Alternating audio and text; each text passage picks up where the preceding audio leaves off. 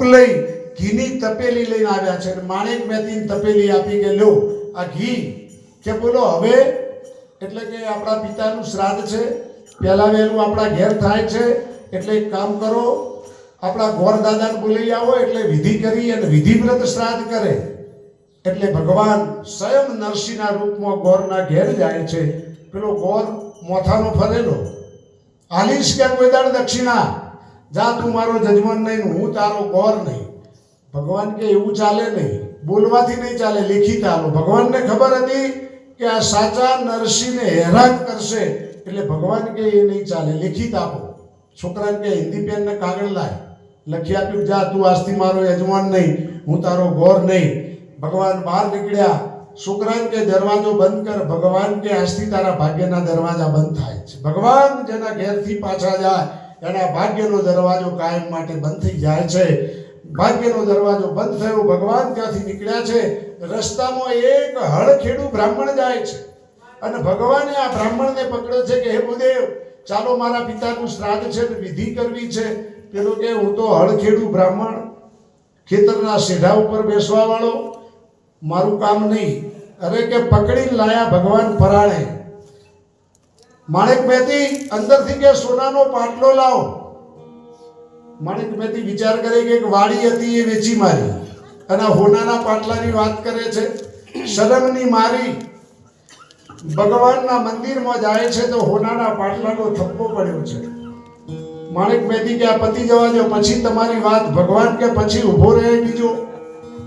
હોનાનો પાટલો લાવી પાટલો મૂક્યો છે. પેલો બ્રાહ્મણ કે હું તો નીચે બેહું, પાટલા ઉપર બેસવાનું મારું કામ નહીં. ધ્રુજવા લાગ્યો. ભગવાને હાથ પકડીને પાટલા ઉપર બેસાડ્યો કે મંત્ર બોલો, કે કઈ આવડતું નથી, કે રાધે કૃષ્ણ બોલો. જો રાધે કૃષ્ણ બોલવા જાય, અનામિકા વાગડીનો સ્પર્શ કર્યો છે, મંત્રની ધારા છૂટી. એમ બ્રહ્મ વરુણેન્દ્ર આટલી સાહિત્ય લાવો, આટલો પૂજા બોલાવો, વિધિ વ્રત શ્રાદ્ધ થવા લાગ્યું છે. એટલે પેલા જે આગેવાનો હતા ને એમને વિચાર કર્યો, પેલો નરસિંહો આમંત્રણ તો આલી ગયો છે, પણ હાચું ખોટું છોકરાને બોલાયો કે જા જઈને તપાસ કરી આય. એટલે એક છોકરો જઈને જોઈને આવ્યો કે બાપા જિંદગી ના ગાધી હોય ને એવી રસોઈ ત્યાં બની રહી છે, એવી સુગંધ આવે છે ને કે જોરદાર.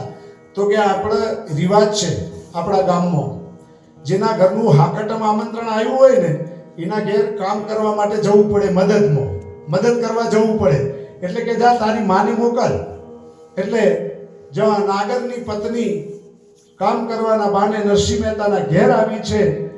ભગવાન નરસિંહના રૂપમાં માણેક મહેતીને કહે છે કે હે મહેતી, આપણા ઘેર કામ કરવા માટે આવ્યા છે, એમનો કપડો ખરાબ થાય એટલે અંદરથી એક સાડી લાવીને આપો. માણેક મહેતી કે 3 વર્ષથી હું આ એકની એક પહેરું છું, થીગડો મારી અને એનો ઓરિજિનલ કલર ઓળખાતો નથી, અને આ સાડીની દાતારી કરે છે. શરમની મારી અંદર જાય છે તો સાડીઓનો થપ્પો જોયો છે. માણેક મહેતી કે આ બધું પતી જવા દેવો, પછી તારી વાત. ભગવાન કે પછી ઊભો રહે બીજો. અંદરથી સાડી લાવીને આપી છે. આ વાત આખા નગરમાં ફેલાઈ. એટલે 900 ઘરનો બૈરો, બધી જે લેડીઝ હતી બૈરા, એ બધા સાડી લેવા માટે નરસિંહ મહેતાના ઘેર આવી ગયા છે.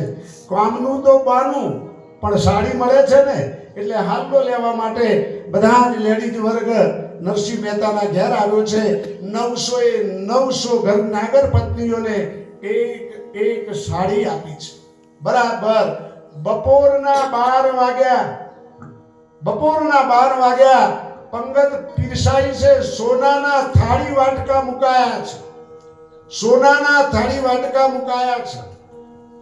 પેલા ઉપાડીને જોવા લાગ્યા કે હાચા છે ખોટા, ગલેટ તો ચડાયો નથી ને. જગત છે ને, આ જગતનો એક સ્વભાવ છે, યાદ રાખજો. જગત છે એ હકીકત નજરે જોવે છતાં એ ઈર્ષ્યા કરે છે. જગત હકીકત નજરે જોવે છતાં એ ઈર્ષ્યા કરે છે. એક દ્રષ્ટાંત આપું વચ્ચે કે એક બાપ અને બેટો ઘોડો લઈને જતા હતા. બાપ ઘોડા ઉપર બેઠો અને છોકરો દોરીને ચાલતો હતો. 2 જણા સામા મળ્યા આ તે બાપ કહેવાય.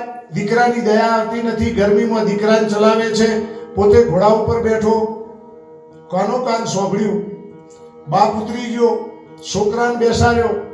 આગળ જાય એટલે બીજા બે મળ્યા કે આ તે દીકરો કહેવાય, બાપની દયા આવતી નથી, તડકામ ચલાવે છે, પોતે ઘોડા ઉપર બેઠો છે. કાનો કાન સાંભળ્યું, બે જણા ઘોડા ઉપર બેઠા. આગળ જાય એટલે બીજા બે મળ્યા કે આ તે માણસ છે કે રાક્ષસ, દયા આવતી નથી, પશુની બે લક્ષ જેવા ઘોડા ઉપર ચડી બેઠા.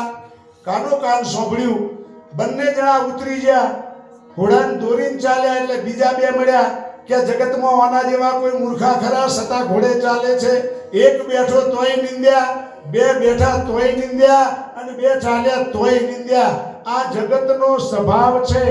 એક મુઠ્ઠીમાં ધૂળ રાખે, એક મુઠ્ઠીમાં ગુલાલ રાખે. હરખઈ આવે તો ગુલાલ ઉડાડે, નકાય ધૂળ તો ઉડાડે ને ઉડાડે. આ જગતનો સ્વભાવ સત્ય છે. હકીકત જોવે છતાંય ઈર્ષ્યા કરે છે. સોનાના થાળી વાટકા જોવા લાગ્યા છે. બરાબર ભોજન પીરસાયું છે. મગન ખાવે 32 રામચંદ્ર કુ 38 મગન નામના મહારાજ લાડુનો ફોકાર પડવા લાગ્યો છે. 32 લાડુ, 30 કટોરા દાળ ખાઈ ગયા છે.